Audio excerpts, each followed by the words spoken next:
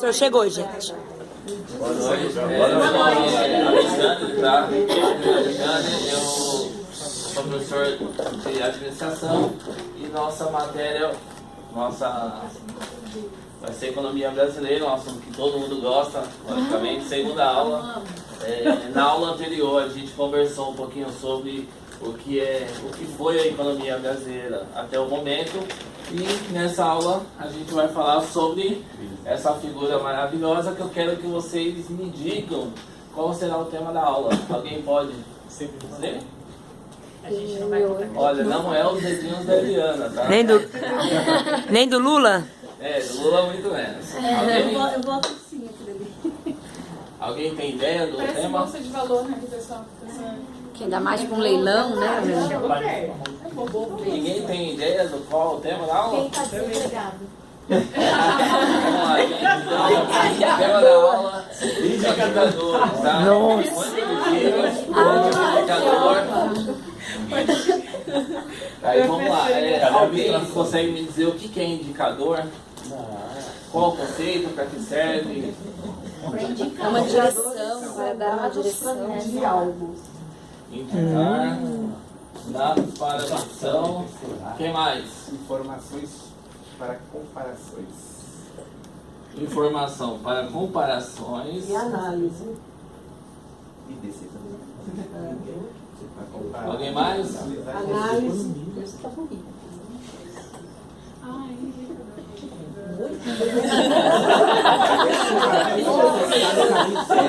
Vamos lá. Então, muito além dessa sopinha de letra aí, indicadores econômicos, temos alguns aí, GPM, DH, PIB, IPCA, IPC. Alguém conhece algum desses indicadores? Já ouviu o Bonner falar no Jornal Nacional? No meu bolso eu conheço eles. Então vamos lá. Então, como alguns falaram aí, são dados, informações que são apontadas ou sinalizadas de um determinado comportamento e que podem ser estudadas individualmente ou de modo integrado, no nosso caso do sistema econômico, certo? Então, para esse tema de indicadores, a gente pode utilizar algumas nomenclaturas que também são conhecidas como subclasses ou subgrupos, tá? Que podem ser nível de atividade, índice de preços, índice de setores externos, pode ser sobre os agregados monetários e também sobre o setor público, tá? Nosso tema principal dos indicadores é o indicador de nível de atividade, que é o PIB. Dentro desse indicador tem outro indicador, que é o PIB per capita, e uma coisa que quase ninguém conhece, que é o hiato do PIB. Alguém já ouviu falar? Não? Eu nunca. Então vamos lá. Pergunta de prova, hein, galera? O que é PIB? Produto Interno bruto. É a riqueza Quem mais? Quem mais? a riqueza que o Brasil, que o país produz. Quem mais? Estrelinha para ele. Alguém, além do produto interno bruto, das riquezas, o que pode ser o PIB? Economia, né? Beleza, é um indicador. Então vamos lá. Ó, você, do PIB. A gente pega aí o ROAS, que é o dicionário eletrônico, na sua versão 3.0, ele diz que realmente é o produto interno bruto. Mas essa é uma tradução meio que, digamos que simplista, né? Porque ele só diz o que as siglas significam, né? Então, por conceito, a gente pega aí do lado econômico, a gente pega aí um exemplo aí do Paulo Sandrone, que é um economista brasileiro e também atualmente professor na Escola de Economia da FGV, diz que refere-se ao valor agregado dos bens e serviços finais produzidos por um país, independente aí de quem produz ou das unidades que produzem, tá? Alguém tinha ideia que o PIB era esse tipo de soma, que é o agregado? Não sabia. Eu não sabia. Então vamos lá. Na prática, então a gente tem esse conceito, que é a soma de todos os bens e serviços finais produzidos por um país num determinado tempo. Tá? Nesse último linha aí, determinado tempo, é utilizado como indicador.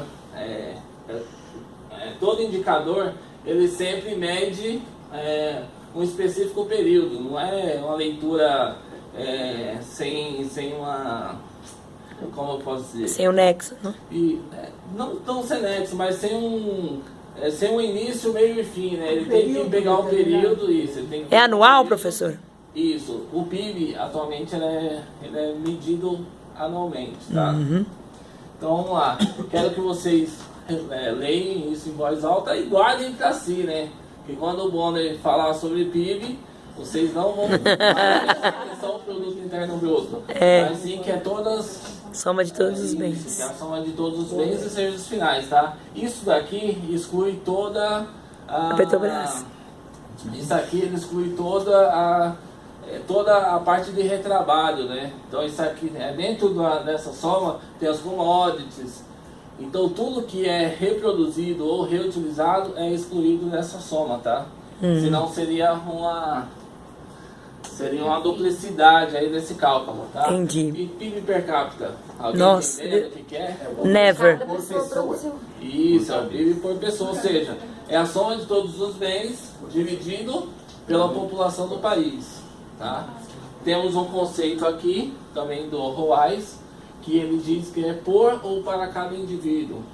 Tem um segundo conceito onde eu mencionei ali que é o método de divisão. Então, através desse método de divisão, que é a soma de todos os bens por cada indivíduo, no nosso caso, cada brasileiro, é o resultado aí, certo?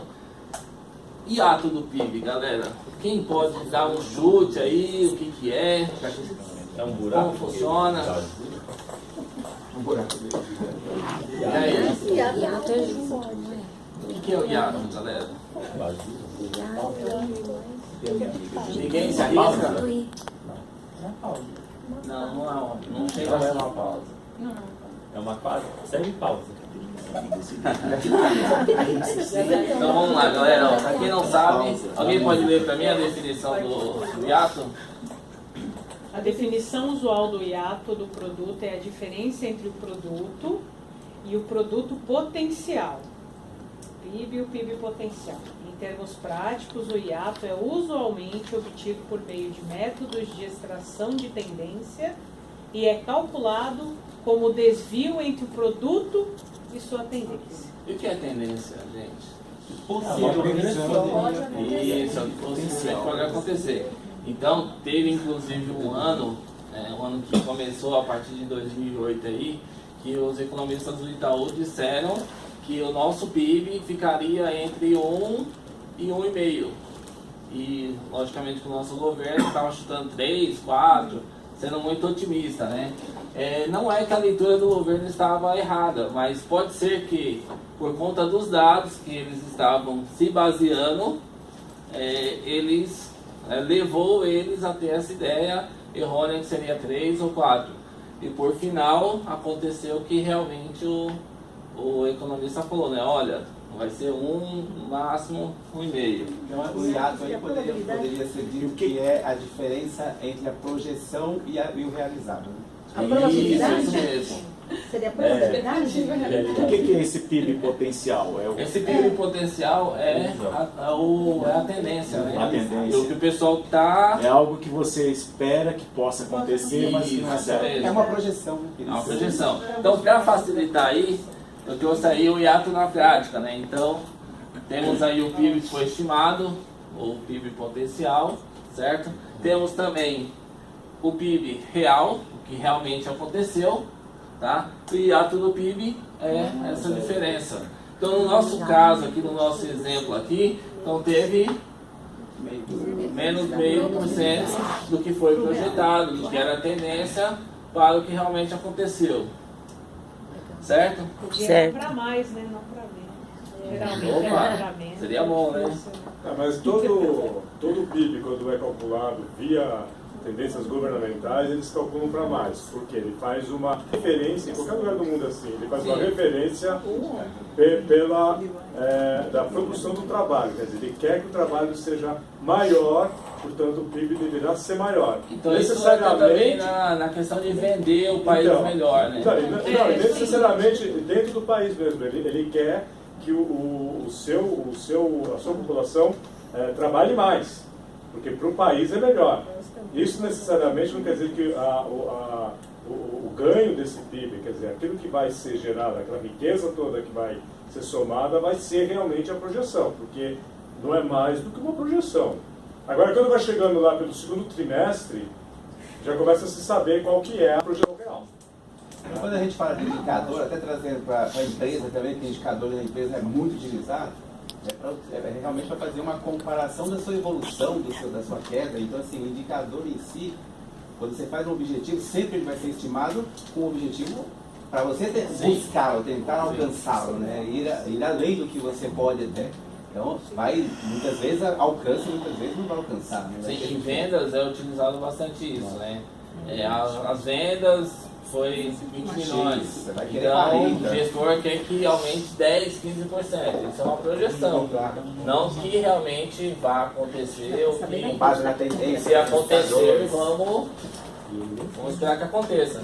E essa tendência é muito importante, que ela tem que ser analisada não no que se quer, mas na análise histórica do que já vinha acontecendo, né? No caso econômico, se o país está em recessão, ou se ele tem aí a possibilidade de ter uma ascensão a curto prazo, então uma mudança de governo, como aconteceu, interfere bastante. Tá? E agora eu trouxe alguns dados que são super importantes, que é o PIB mundial. Tá? Os dados estão no Fundo Monetário Internacional, onde mostram ali que o Brasil está em 9º colocado no PIB mundial, que é o global, né? Mais alguns dados, temos a informação do PIB per capita, um cenário totalmente diferente. Nossa! Onde o Brasil está aí em 76º. A imagem não traz, mas tem alguns países da América Latina, como a Argentina na frente, e alguns países que muita gente nem conhece, nunca nem ouviu falar, como Luxemburgo, Catar. Alguém tem ideia por que esses países podem... Número de habitantes. Número de habitantes interfere bastante, já que é o PIB per capita. Geralmente esses países também são onde é concentrado o petróleo, tem o shake. O tipo de fonte, né, que você tem. Tá. De recursos que você tem. O país ele é mais rico em algum tipo de destinação, como o petróleo e tal. E é isso daí, galera. Eu trouxe algumas referências, tá? Que eu utilizei, existem outras aí, como o Corsinato, o Seidenberg, o próprio Sandrone, que é um economista-chave, certo? E na próxima aula vamos continuar falando sobre indicadores, IGP, que é o Índice Geral de Preços, o IPCA. Alguém sabe o que é IPCA? É muito comentado também. Nossa, professor, é muito ruim disso. É o índice de preço ao consumidor amplo, tá? A Selic é uma taxa ou é um indicador? É uma taxa. Quem acha que é taxa? Quem acha que é indicador? Eu acho que é indicador também. A Selic, na verdade, é um indicador que todo mundo conhece como taxa, porque ela tem um vínculo muito afetivo com os juros, né? Então, se o indicador Selic ele sobe, sobe os juros, então só falar, o Selic subiu, a taxa Selic subiu, a taxa Selic desceu. E também vamos abordar sistemas de câmbio. Alguém tem alguma dúvida? Bom, então a aula é isso, agradeço a presença.